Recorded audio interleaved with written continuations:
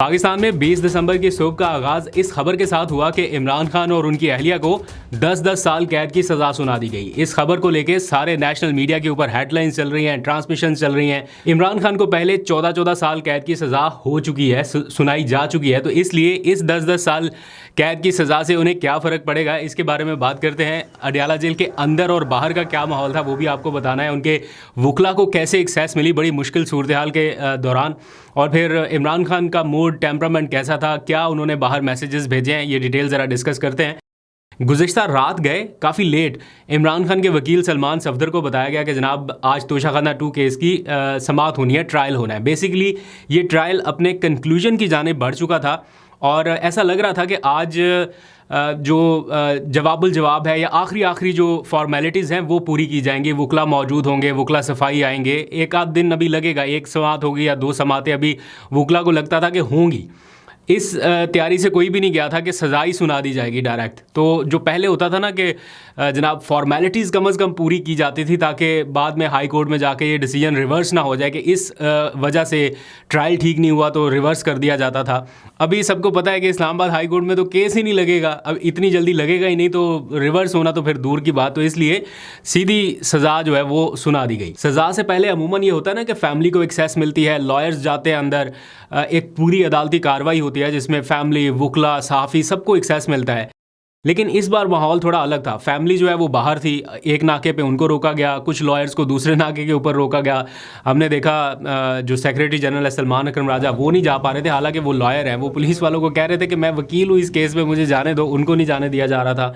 सलमान सफदर बताते हैं कि उनको बड़ी मुश्किल से एक्सेस मिल पाई इमरान खान तक, और वो बल्कि वो बता रहे थे कि उनके इमरान खान तक पहुँचने से पहले ही शायद सज़ा सुना दी गई। तो इस तरह के एनवायरनमेंट में ना सिर्फ ये सज़ा सुनाई गई बल्कि 1 करोड़ 64 लाख रुपए का जुर्माना भी आयद किया गया है। और मैं फ़ैसला भी देख रहा था, इस फैसले के दूसरे पेज में ये लिखा गया है कि इमरान खान को उनकी उम्र ज़्यादा होने की वजह से फ़ायदा दिया गया या रिलीफ दिया गया, और जो बुशरा बीबी हैं उनको खातून होने का फ़ायदा दे दिया गया, और इनको सज़ा में नरमी बरती गई है। अब सज़ा में नरमी क्या बरती गई है, एक शिक है, एग्जैक्ट तो मुझे नहीं पता, लेकिन उस शिक के तहत उन्हें रिलीफ ये दिया गया कि वो जितना अरसा जेल में रह चुके हैं वो भी सज़ा में काउंट हो जाएगा। यानी जितने टाइम से वो इस केस की प्रोसीडिंग के दौरान जेल के अंदर थे, तो वो उन्होंने जज साहब ने बड़ा रिलीफ ये दिया है कि वो काउंट हो जाएगा। हालांकि सज़ा जो है वो ज़्यादा ही सुनाई गई है, कोई ये नहीं है कि 3 साल 5 साल कोई इस तरह की सज़ा में कोई नरमी करके सज़ा कम कर दी गई, वो तो 10-10 साल पूरी सुनाई है। तो इस तरह की सारी सिचुएशन है। बहरहाल सलमान सफदर साहब बताते हैं कि इमरान खान का सज़ा के वक्त एग्जैक्ट वही टेम्परामेंट और वही पैटर्न रहा जो पहले की सज़ाओं के दौरान रहा। यानी वो बिल्कुल परेशान नहीं थे, घबराए हुए नहीं थे, और उन्हें पता था कि उनके साथ क्या होने जा रहा है, और उन्होंने हंसते मुस्कुराते हुए ये सज़ा सुनी है। ये सलमान सफदर के एग्जैक्ट वर्ड्स हैं कि बिल्कुल एग्जैक्ट पैटर्न था, जैसे वो पहले सज़ाएँ सुनते हुए हौसले में थे, एग्जैक्ट इस टाइम भी थे। हाँ, ये ज़रूर है कि इमरान खान को ये लगता था कि जो गवाहान इस ट्रायल के दौरान पेश किए गए हैं उन्होंने ऑलरेडी इस केस को इतना कमज़ोर कर दिया है और इसको ख़त्म हो जाना चाहिए। अगर फेयर ट्रायल के तहत ये केस चले तो इसको ख़त्म होना बनता है। लेकिन बहरहाल जो सर्कमस्टांसेस चल रहे हैं इसका उन्हें भी बखूबी अंदाज़ा था, और अब उन्होंने अपने लॉयर्स को ये हिदायत की है कि वो इस केस को फाइट बैक करें और इस्लामाबाद हाई कोर्ट जाएँ। इमरान खान साहब हमेशा की तरह आज भी मुस्कुरा रहे थे जब उन्होंने सज़ा अपनी सुनी।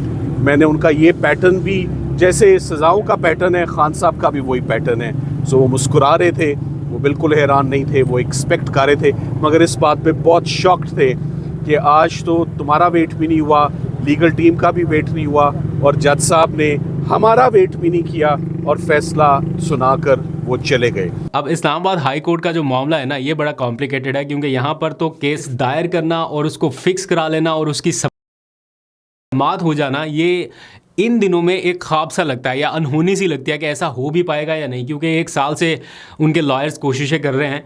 वो 190 मिलियन पाउंड वाले केस में उनकी ज़मानत का केस नहीं लग रहा, तो ये आखिरी एक केस बाकी बचा था। अगर इसमें उनकी ज़मानत हो जाती तो इमरान खान की रिहाई मुमकिन होती, लेकिन अब मामला थोड़ा सा पीछे चला गया।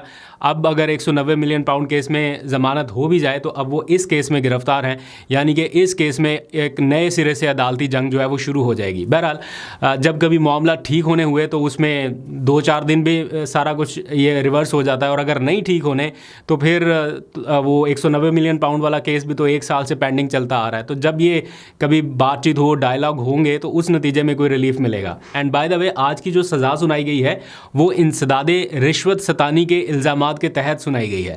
और वही सारा वो ज्वेलरी सेट लेने का सारा इल्ज़ाम, जिसमें उनके मिलिट्री सेक्रेटरी गवाह बने, उनके वो घर के जो मुलाजमीन थे कुछ, उनकी गवाहियाँ शामिल की गई। और इमरान खान काफ़ी कॉन्फिडेंट थे कि मिलिट्री सेक्रेटरी की गवाही जिस तरह से आई है उसके बाद उन्हें लगता था कि ये केस फारिग है, लेकिन समहाउ फिर ये सज़ा सुना दी गई। और बहुत अरसे से ये केस रुका हुआ था, पेंडिंग में चल रहा था, शायद इसलिए कि बीच में कोई मुज़ाकरात का रास्ता तलाशा जा रहा था या कुछ ऐसा। लेकिन फिर यकायक उनकी एक ट्वीट के बाद मामला ऐसे ख़राब होना शुरू हुए कि उधर कोट लखपत वालों की शामत आई, उनके ख़िलाफ़ 10-10 साल कैद की सज़ा, इधर से फ़ौरन ये सारा कुछ भी, और बता दिया गया था कि ये सारा कुछ होने लगा है, अब मज़ीद फ़ैसले आएंगे, मज़ीद सज़ाएँ होंगी।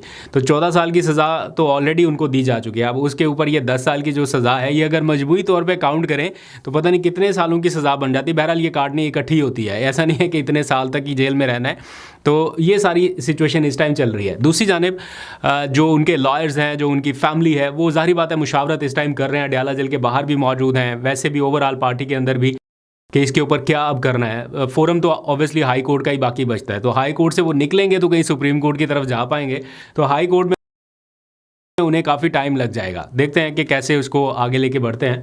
दूसरी जानिब अपोजिशन जमातों का जो आपको पता है कौमी कॉन्फ्रेंस, वो इस टाइम इस्लामाबाद में खैबर पख्तूनख्वा हाउस में शुरू हो चुकी है। उससे पहले उन्होंने एक प्रेस कॉन्फ्रेंस की और इस प्रेस कॉन्फ्रेंस में इमरान खान को दी जाने वाली इस सज़ा के ऊपर काफ़ी तनकीद की गई है कि इस केस में सज़ा उनको बनती नहीं थी, क्योंकि ऑलरेडी एक तोशाखाना केस में उनको उनकी सज़ा का जो आगाज़ था, बेसिकली इमरान खान की गिरफ़्तारी का जो आगाज़ था वो भी तोशाखाना केस में ही हुआ था। आपको याद है 5 अगस्त 2023 को जब वो गिरफ़्तार हुए थे, हुमायूं दिलावर साहब ने सज़ा सुनाई थी, तो वो कोई और केस नहीं था, वो यही था, तोशाखाना का केस ही था।